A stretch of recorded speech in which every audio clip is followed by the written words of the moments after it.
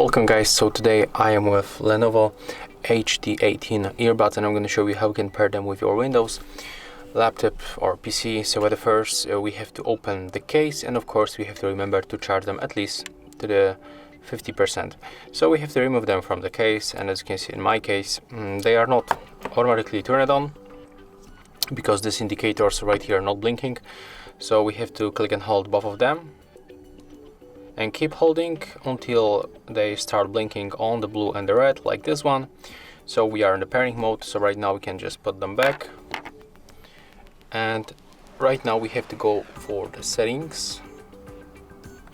As you can see, I'm using Windows 11, but it will look very similar on the Windows 10. Go for the Bluetooth and devices, you have to find it, and then you have to turn on Bluetooth with this switcher and click to add new device.